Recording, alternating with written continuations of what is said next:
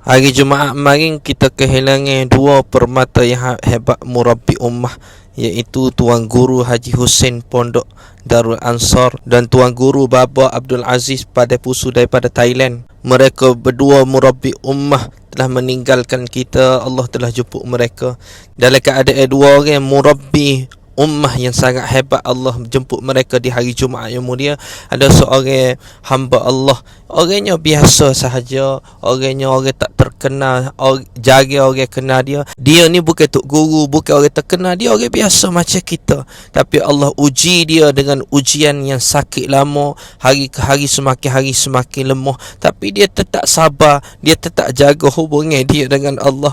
Dan Allah kurniakan kepadanya anak dan juga isteri yang sentiasa menjaga dia sehinggalah penghujung nyawanya. Allahu Akbar. Allah jemput dia dengan hari yang sangat comel, hari yang sangat indah. Walaupun dia ni bukan ulama, bukan orang suhu, tapi cara dia pergi membuatkan hati kita tertanya-tanya, apakah amalan yang menyebabkan Allah pilih dia meninggal dunia pada hari Jumaat yang mulia. Kematian yang dicemburi ini adalah bukan sebab nama dia, bukan sebab dia suhu, bukan dia sebab siapa-siapa, tapi sebab hubungan dia dengan Allah. Baiknya Allah dengan kita, sama-sama beraya Allah Maha Baik. Terima kasih banyak yang mana follow perjalanan dakwah Ustaz. Yang mana belum follow, mari follow Ustaz.